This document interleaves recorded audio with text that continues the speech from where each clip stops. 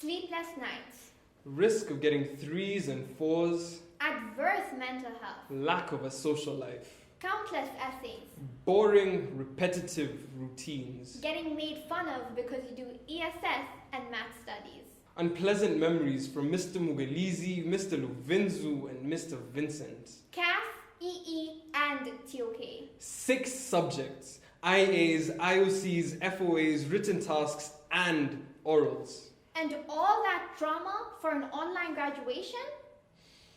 But thankfully, it's only a small price to pay considering the trying times we're living in. The spread of the coronavirus has taken the lives of over 400,000 civilians, put the world on pause, and has placed families in severe financial crisis. The brutal murder of Ahmed Aubrey, George Floyd, Breonna Taylor, Shukri Abdi, and all the victims that lost their lives due to the racial injustices all around the world. Police brutality in our own country, Kenya. Yemen's largest Humanitarian. Thank you. Crisis with 80% of the population, that is more than 22 million people in need of humanitarian assistance, including 12 million children. Israel's illegal annexation scheme on Palestine's West Bank. We would love to believe that these are the only pressing problems being faced in today's day and age, but sadly, that is not the reality of things. There are millions of people in countries around the world suffering, but it has not been broadcasted to the rest of the world.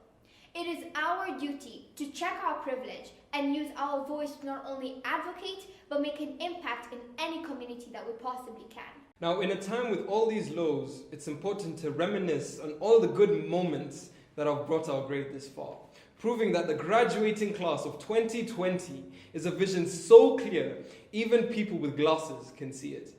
From all the hours we spent our freeze, game lessons, and after-school time on the AstroTurf studying, listening to music, and a whole bunch of gossip. To Friday football and AKPL with Papa and Nemo. The unforgettable ankle breaks and all the open goals Felix missed were truly something else. Shout out to Mr. Luvinzu for not only having the best ball control technique, but for doing the absolute most for us DP boys in ensuring we could always play. To lunchtimes under the blue tent, where we'd spend more time telling stories than actually eating. Who could forget the countless number of times we made Dennis want to stop eating? All the chaotic bake sales and dress downs where it would feel like a literal zoo, simply trying to control the amount of children asking for food, and not to forget all the committee drama. Our trip to Mombasa. You mean Mara? Oh, I mean Mara and Longonot, where we bonded and created more than enough memories, like Mr. Vincent yelling, "Boys!" and having us jump out of the bus and help push, or spending 6 hours in the sun only to finish 3 desks. My personal favorite memory that would live on forever is our traditional birthday celebrations, where my girls truly showed true friendship through their creativity, humor, and appreciation for each other, truly making one's birthday experience unforgettable. Speaking of birthdays, having a birthday in school was by far the scariest thing for any boy in high school. Being jaked is a bittersweet memory that I hold close to my heart. Additionally, Annie, where Wangoi and Meenakshi single-handedly proved their OG status, and so many of us came together to work on one project. Not to mention our individual classes, where a class will either feel as though it lasted 10 minutes or 2 hours. Chemistry higher level was definitely that class that lasted 10 minutes, as the content was so hard that you could not even process what was going on.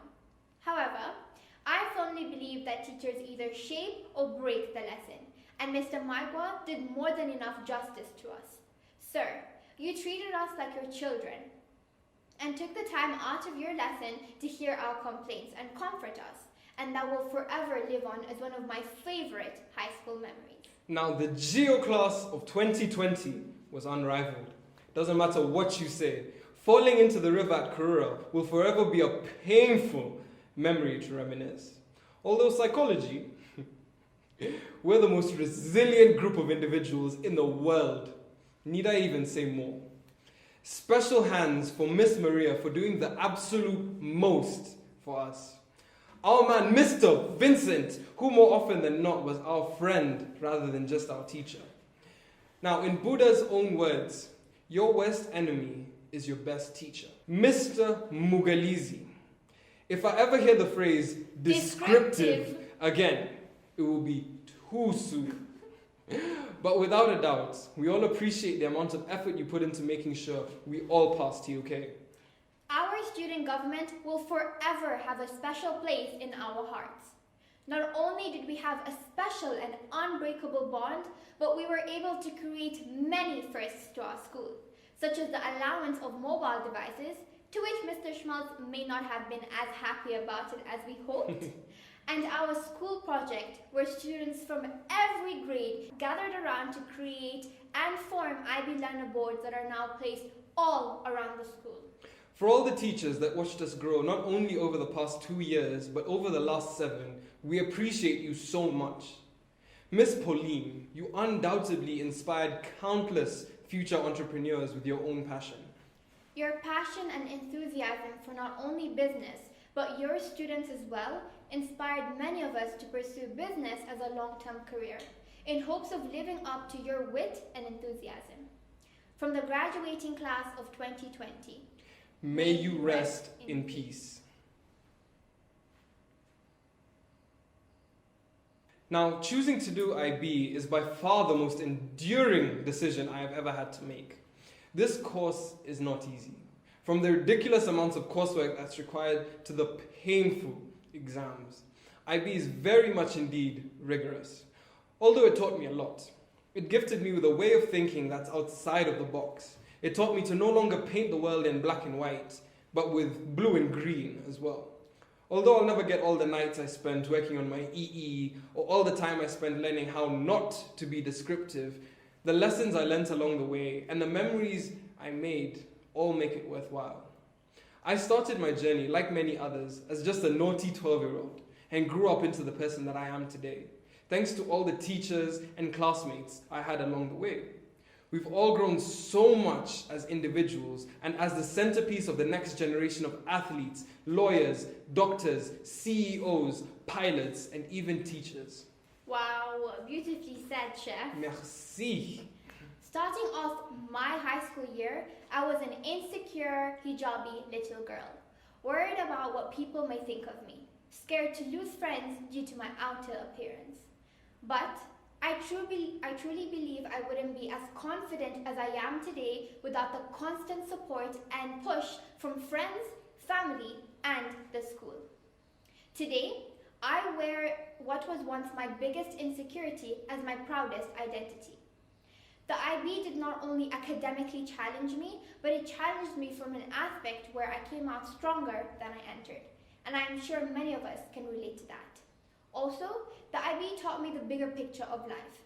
As although you may believe that you're prepared for something, life has greater plans for you, and you must simply adapt and move on. So, to the graduating class of 2020, we say thank you. Now, for all the graduates, please grab your tussle and move it from the left side to the right side. And with that, you're officially a graduate.